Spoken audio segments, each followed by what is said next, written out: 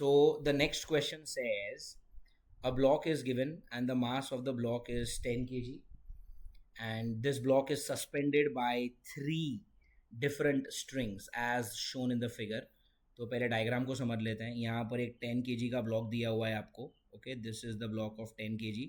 This is string number 1, this is string number 2 and this is string number 3. तो तीन अलग अलग रस्सियों से आपने इस ब्लॉक को बांधा हुआ है.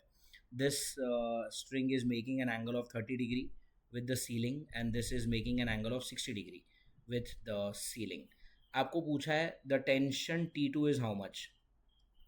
टेंशन T2 मतलब आपको ये वाली रस्सी पे टेंशन चाहिए. ठीक है, इस वाली रस्सी पे आपको टेंशन पूछा गया है. तो let's see how do we solve this question. तो टाइम बचाने के लिए मैंने क्या किया है, इस डायग्राम को नीचे ड्रॉ करके रखा है. मैं आपको उसके फ्री बॉडी डायग्राम बता देता हूँ.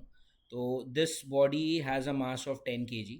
सो 10 kg के बॉडी का जो नीचे वेट लगेगा that is going to be 10 g.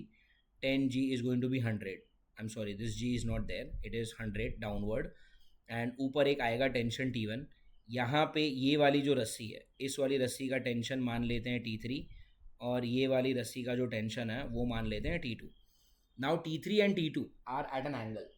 तो फिज़िक्स में हम कोई भी चीज़ को एंगल पे नहीं पढ़ना पसंद करते, तो हम इसको रिजॉल्व कर लेंगे. लेकिन रिजॉल्व करने के लिए आपको एंगल्स पता होना चाहिए. तो this angle is 30 degree, so that's why this angle is also 30 degree. This is a Z formation. It is called as alternate angles. Similarly, this angle is 60 degree. So this angle is also going to be 60 degree. This is also the Z formation. Alternate angle कहते हैं इसको. ठीक है. So with this logic, let me just rub this part. And now since this is 30 degree, this is also 30. This is 30 degree. So this is also 30 degree. अब मैं T3 को resolve कर लेता हूँ. तो this is going to be T3 cos 30 and vertically this is going to be T3 sin 30. Now T3 cos of 30 is going to be root of 3 by 2 and sin of 30 is going to be half. So ये हो जाएगा T3 by 2. और आपने जिसको resolve कर लिया होता है वो वहाँ से हट जाता है. तो ये वाला फोर्स अब वहाँ से हट चुका है. लेफ्ट में आपके पास है T2. तो इस T2 को रिजॉल्व कर लेते हैं. यहाँ पर ये बनेगा T2 cos 60. Cos of 60 is going to be half. So this is going to be T2 by 2. और एक कंपोनेंट जाएगा ऊपर भी जाएगा और वो होगा T2 sin 60. Correct, T2 sin 60 and T2 sin 60 is going to be root of 3 by 2. तो ये हो जाएगा T2 times root 3 by 2. और जैसे ये वाला टेंशन यहाँ पर ऊपर लगा वैसे यहाँ पर एक टेंशन नीचे भी लगेगा. अब अगर आपका ये 10 kg का जो ब्लॉक है, if this block is under equilibrium. Equilibrium का मतलब होता है कि ऊपर वाला फोर्स और नीचे वाला फोर्स मैग्नीट्यूड वाइज सेम है. अगर मैग्नीट्यूड वाइज सेम है तो मैं यहाँ पे लिख सकता हूँ T1 is equal to 100. This G is not there, so remember T1 is equal to 100. ठीक है. And if you look at this point, अगर इस पॉइंट को मैं वापस से बना लूँ, इस पॉइंट के राइट में एक फोर्स लग रहा है which is root of 3 by 2 T3. इसके लेफ्ट में एक फोर्स लग रहा है which is equal to T2 by T. इसके ऊपर एक फोर्स लग रहा है विच इज़ T3 बाई 2 और ऊपर एक और फोर्स लग रहा है which is T2 root 3 by T. T2 root 3 by 2 और इसके नीचे भी एक फोर्स लग रहा है and that force is nothing but T1 and we know that T1 की जो वैल्यू है वो है 100. Now this point is also under equilibrium. Please remember this point is also under equilibrium. और equilibrium की एक ही शर्त होती है कि भाई जितने फोर्सेस लेफ्ट में लग रहे हैं उतने ही फोर्सेस राइट में भी लगेंगे. तो अगर आप यहाँ पर देखते हो तो this is T3 root 3 by 2 and this is T2 by 2. तो T3 root 3 by 2 and T2 by 2 they can be equated with each other. The moment you equate them, this 2 gets cut with this 2 and you get an equation that T2 is equal to root of 3 T3.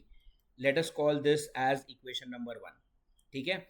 अब अगर इस चीज़ को थोड़ा सा और solve किया जाए तो आप यहाँ पर देखिए ऊपर जो फोर्सेस लग रहे हैं T3/2 plus T2 times root of 3/2 is matching the value of T1 which is equal to 100, and since this point is under equilibrium, ऊपर वाला फोर्स और नीचे वाला फोर्स भी मैग्नीट्यूड वाइज सेम होगा। तो मैं क्या करता हूँ, आपको ये वीडियो में आगे भी दिखता रहे इसलिए इस पार्ट को थोड़ा सा नीचे बना लेता हूँ। And now let's have a look at the second part of this question कि भाई ऊपर वाला जो फोर्स है वो है T3/2 प्लस T2√3/2। तो ये मैंने यहाँ पे लिखा है T3/2 प्लस ये देखिए T2√3/2। तो ये रहा T2√3/2 और डाउनवर्ड फोर्स है T1 which is equal to 100। तो आपने अपवर्ड फोर्स और डाउनवर्ड फोर्स को भी मैच किया।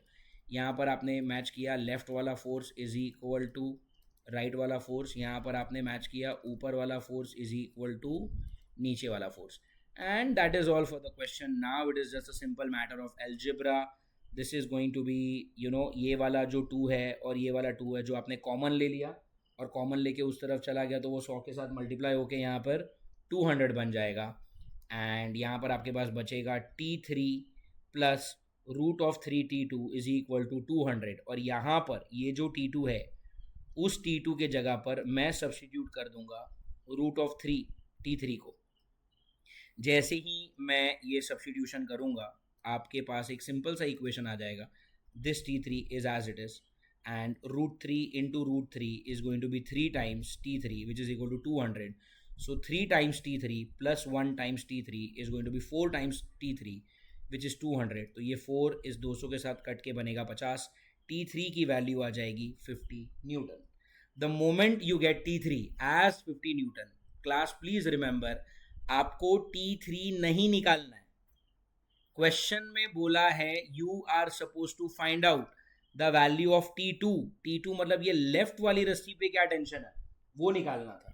तो ये अब ज़्यादा दूर नहीं हो आप अपने फाइनल आंसर से। यहाँ पर आपको T3 की वैल्यू मिली है 50, इसका सब्स्टिट्यूशन आप कर दीजिए यहाँ पर और जैसे ही आपने T3 की वैल्यू यहाँ पर 50 डाली आपका T2 जो है वो बन जाएगा 50 टाइम्स √3, राइट। T2 क्या था T3 इंटू √3 और T3 की वैल्यू मिली 50, so 50 into √3। Now let's go to the option where is 50 times √3।